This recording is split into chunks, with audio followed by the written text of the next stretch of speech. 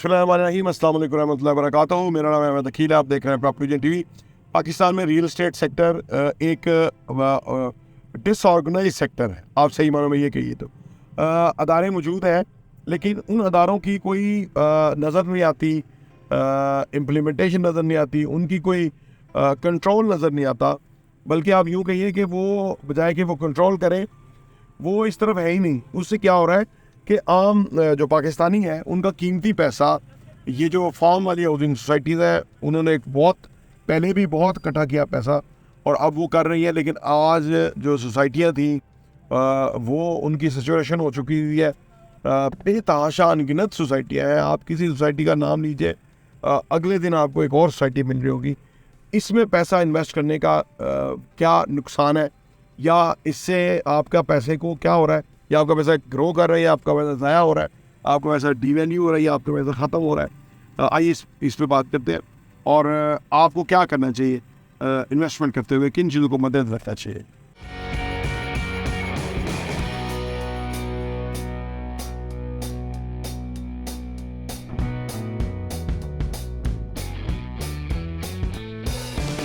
Come back, देखिए हर चीज़ की demand and supply है। जब कि सप्लाई कम हो, तैयार रेजिडेंशियल प्लॉट्स कम हो और ख़रीदार बहुत ज़्यादा हो और डिमांड बहुत ज़्यादा हो, तो उस सूरत में क्या होता है कि ये जो जैली सोसाइटियाँ फार्म बेच देती हैं कि जी आपको इतने में मिल जाएगा, इतनी गली होगी, इतने में डेवलप हो जाएगा, पैसे जमा कराना शुरू करें। तो फिर ये हुआ पिछले जो चंद सालों में पाकिस्तान में खरबों रुपया जो है इन हाउसिंग सोसाइटियों ने लोगों से ले लिया, और वो अब वापस कब आएगा, ये बहुत मुश्किल सवाल है।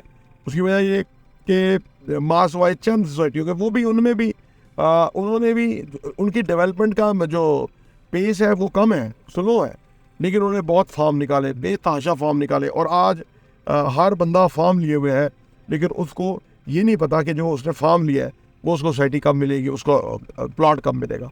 ये ऐसी चीज़ है कि जो जहाँ तक बेचने वाले हैं या इस चीज़ का ख्याल रखने वाले हैं कि कौन क्या किसको बेच रहा है, उससे ज़्यादा ख़रीदार के ऊपर ये बात डाल दी जाती है। पाकिस्तान में तो अब नैब के कवानीन भी होंगे ना, क्या आपने साबित करना है कि अगले ने जो है ना, वो बजाय कि अगला सबूत है कि ये मेरे ज़राया है, यहाँ से मैंने आमदनी का हासिल की है या असासे हासिल किए हैं, या वो गवर्नमेंट मुलाजम था, किसी हुकूमती मशीनरी उहदे के ऊपर था।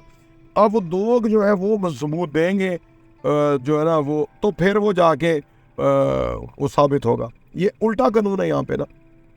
इसी तरह जो लोग फार्म में इन्वेस्ट कर रहे हैं, वो अब क्या किस तरह से किसी को जाके पूछेंगे या किससे पैसे वापस लेंगे, जहाँ के जबकि कानून ही नहीं है। लेकिन लोगों ने बदकिस्मती से बहुत पैसा ज़ाया किया और उनको अंदाज़ा नहीं था। और हम अपने चैनल प्रॉपर्टी विजन टीवी पे पिछले साल से यही कह रहे हैं कि आप ये जो फार्म बेचने वाली सोसाइटीज़ हैं, खुदारा इनके यहाँ इन्वेस्ट ना करें, क्योंकि फार्म बहुत निकाल दिए गए हैं, एग्जिस्ट करते हुई प्लॉट नहीं है। क्योंकि देखिए जो प्लॉट है ना, इनको एग्जिस्ट करना, इनको रेडी करना, तैयार करना बहुत मुश्किल काम है। पैसा भी लगता है, सरमाया भी लगता है, वक्त भी लगता है, और उसके बाद फिर हुकूमत की मंजूरी, अप्रूवल्स वगैरह भी होती है, तब जाके चीज़ें होती हैं। और अप्रूवल्स लेने के लिए अगेन रिश्वत देनी पड़ती है। चीज़ें हमारे यहाँ उस तरह की नहीं है।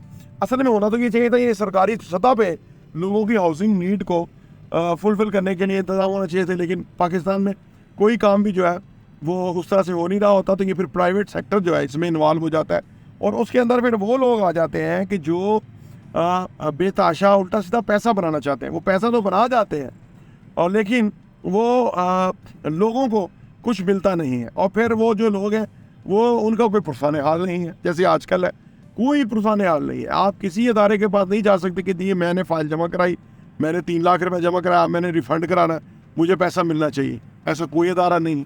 आप उधर जाएंगे तो वो बेचने वाले डिसऑन कर रहे हैं कि जी हम तो आपको, हमने तो कहा ही नहीं था, आप बोले।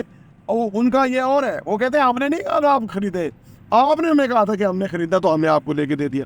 देखो यार, आपको तो पता ही था। जैसे हमने 1 साल से हम ये कहते आ रहे हैं कि हमें पता ही ये फ्रॉड हो रहा है, लोगों के साथ बड़ा गलत हो रहा है, और हम नहीं बेच रहे इस वजह से, क्योंकि कल को किसी का पैसा है, उस बेचारे की जमा पूंजी है, और हम अपने एक कट की खातर, उसकी कमीशन की खातर उसका पैसा फंसा दें और वो बेचारा बाद में उस पैसे से भी जाए, तो अल्लाह की ज़ात तो जानने वाली है।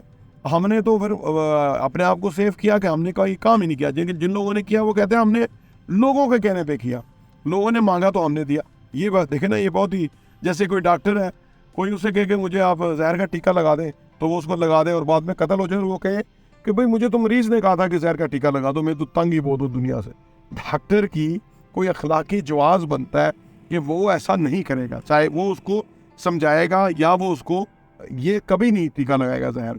लेकिन हमारे लोगों ने जहर के टीके लगाए, लोगों को मार दिया, उनका फाइनेंशियली जो है बेचारे वो फ्रोक हो गए। पहले ही इतनी मुश्किल से वो पैसा कमाते हैं, जो महंगाई चल रही है, कैसे पैसा कटा होता है वो जानता है जो हलाल से पैसा कमाने वाला है। लेकिन इन लोगों ने उनका पैसा ले लिया और आगे पीछे गलत जगह पे इन्वेस्ट करवा दिया और अब उनका कोई पसाने हाल नहीं है। अब सवाल ये पैदा होता है कि आप क्या करें। देखिए, ज़िंदगी में जो भी करें लीगल तरीके से करें। ज़िंदगी में जो भी करें उसमें लालच नहीं होना चाहिए, पूरा प्रोसेस इन्वॉल्व होना चाहिए। कुछ भी आप खरीदते हैं ना, गाड़ी खरीदते हैं, कुछ भी खरीदते हैं तो 10 जगह चेक करते हैं ना। तो रियल एस्टेट में इन्वेस्ट करते हुए आप 15 दफ़ा 20 जगह चेक करें, ताकि आपको पता हो कि यहाँ पैसा लगाना चाहिए कि नहीं लगाना, कोई फ़ायदा भी है कि नहीं है, कि नुकसान ही है, क्या आपका पैसा ही चला जाएगा। वही हुआ है। तो लिहाजा कभी भी इन्वेस्टमेंट के काम में आप जो वॉरेन बफेट है उसकी जो 2 असूल हैं, नंबर 1 असूल ये है कि नेवर लूज योर मनी, और दूसरा असूल है कि never forget the rule number 1। कभी भी वॉरेन बफेट के 2 असूल जो हैं इनको कभी भी नज़रअंदाज ना करें, चाहे आपका सगा भाई हो कोई हो। इन्वेस्टमेंट करते हुए पैसा आपका ज़ाया नहीं होना चाहिए, पैसा आपके अख्तियार में, कंट्रोल में होना चाहिए, एक्सेस में होना चाहिए। पहली बात को पैसा ग्रो करें, पहली बात तो वो सिक्योर हो, सबसे ज़्यादा ज़रूरी है कि 100% पैसा आपका है। दूसरी बात यह है कि उसको ग्रो करना चाहिए, ताकि आपका कुछ अर्सा पैसा वहाँ रहता है तो वो उतने टाइम में इतना ग्रो कर जाए कि आप उसके ऊपर फर्दर इन्वेस्ट करके या उसको और जगह इन्वेस्ट कराएं, ताकि आपका पैसा ग्रो होता जाए और आपका सरमाया एक बड़े सरमाए की शक्ल इख्तियार करे। तो उस सूरत में हम आपके लिए जो जेन्युइन प्रोजेक्ट्स हैं उसके अंदर इन्वेस्टमेंट की अपॉर्चुनिटी लाते रहते हैं। आप अगर जितनी भी आपके इन्वेस्टमेंट है, इन्वेस्ट करना चाहते हैं, हमें ज़रूर आप शेयर करिए, डिस्कस कीजिए। हम इंशाल्लाह आपके बेस्ट सोल्यूशन लेके आएंगे, ताकि आपका पैसा महफूज रहे, आपका पीस ऑफ माइंड रहे, आपका पैसा अच्छी उसमें ग्रो करे, ताकि आपको इन्वेस्टमेंट और के ऊपर कॉन्फिडेंस आए और आप आने वाले टाइम में मुआशी तौर पे मजबूत हो, खुशहाल हो, और ताकि उससे आपको फ़ायदा हो। प्रॉपर्टी इंटरव्यू देखने का बहुत बहुत शुक्रिया।